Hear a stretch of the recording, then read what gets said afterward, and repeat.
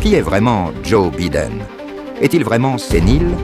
Ou est-ce une stratégie pour remporter un prix très attendu parmi les élites mondiales? Durant 2 ans, nous avons enquêté afin de répondre à ces questions. Nous l'avons suivi partout, partout. Et nous avons découvert une vérité qui résonnera dans toutes les démocraties. Aussi improbable que cela puisse paraître, Biden n'est absolument pas sénile. Lors d'un de nos documentaires en 2023, nous l'avions suivi au MMFPPE, une cérémonie organisée chaque année par l'ONG Monde Meilleur et Futur Prospère pour nos enfants, récompensant les personnalités reflétant le mieux l'état d'esprit des élites de ce monde. Un état d'esprit souvent décrit comme étant de la merde, exprimé par une bande de et imposé à nous toutes et tous. Étant candidat cette année-là, il avait cependant perdu de peu face à un adversaire de taille. Il était pressenti pour être l'heureux vainqueur, suivi de près par Macron pour son verbe empathique, son intelligence et sa compétence inégalée, et de Boris Johnson pour son merveilleux travail lors du Covid. Malheureusement, le président égyptien les devança tous d'une traite lors de l'un de ses discours qui restera à jamais gravé dans le marbre.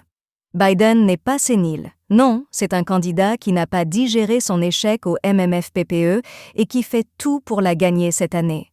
C'est pourquoi, dernièrement, le président des USA passe la 5e et nous offre des saillies de qualité, comme le fait d'avoir confondu le président égyptien avec le président mexicain.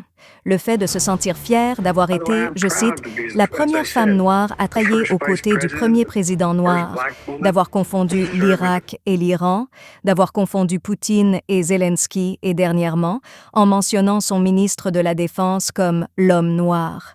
Mais sans plus attendre, voici une partie de notre reportage réalisé en 2023.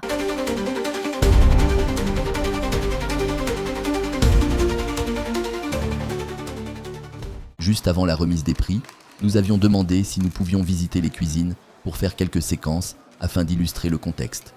Après avoir fait nos prises, nous en avions profité pour poser quelques questions aux cuisiniers et aux serveurs. Malgré leur charge de travail, certains d'entre eux ont accepté de répondre à nos questions. Seule condition, que nous ne les identifions pas dans le reportage. Pensant que notre caméra était éteinte, ils ont fini par évoquer l'existence d'un pari officieux sur la ou le gagnant de la cérémonie.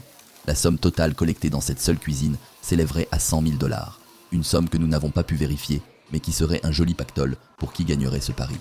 Voici l'échange très intéressant de 2 d'entre eux qui comparaient leurs choix. Tu mises tout ton pourboire de cette nuit sur lui? Tu as l'air bien confiante, dis-moi. Je le sens tellement. Il a battu tous les records.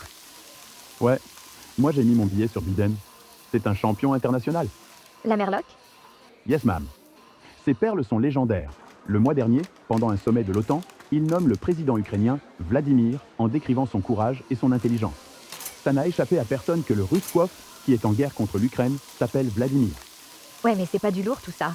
L'Ukrainien s'appelle Volodymyr. Tu peux confondre Vladimir avec Volodymyr, ça passe. Surtout quand t'es ricain. Ok. Mais qu'est-ce que tu dis de ça?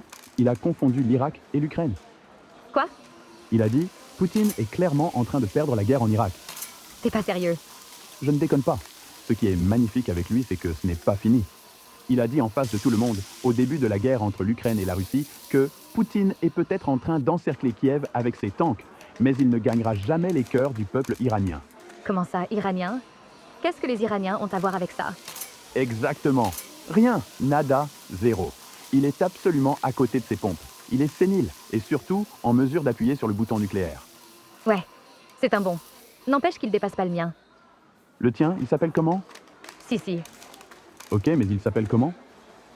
Non, il s'appelle Sisi. Sisi? Si. Et il a fait quoi, ce gars? Il a eu un speech mémorable. Un seul speech? Un seul. Tu verras, c'est la qualité qui gagnera, pas la quantité. Mesdames, messieurs, mes chers convives, le moment est venu de découvrir la personne qui nous a le mieux représentés, qui s'est dépassée pour représenter et montrer au monde entier l'attitude et la philosophie à adopter pour un monde meilleur et un futur prospère pour nos enfants. Avec plus de 95% des votes, c'est le président égyptien Abdel Fattah el-Sisi qui gagne le trophée 2023. Une salve d'applaudissements pour lui, s'il vous plaît. Écoutons sans plus tarder quelques-unes des phrases qui lui ont permis de remporter cette 111e cérémonie. N'osez pas dire que vous préféreriez manger plutôt que construire le progrès. Si le prix du progrès et de la prospérité de la nation est d'avoir faim et soif, alors ne mangeons pas et ne buvons pas. Je vous donne un exemple de comment on pourrait s'en sortir. Les étudiants universitaires pourraient recevoir un salaire respectable en donnant leur sang 2 fois par semaine. Ne savez pas l'objectif de notre nation. Ne faites pas de nous la risée du monde entier. Reprenez-vous et transformez les cruelles circonstances que nous vivons en opportunités. Plus vite vous vous reprendrez, plus vite la crise économique disparaîtra. J'ai consulté le Conseil judiciaire suprême par rapport au fait de pouvoir facilement détruire notre pays en donnant du tramadol à 100 000 personnes en situation de pauvreté. Ça ne nous coûterait que 30 millions de dollars.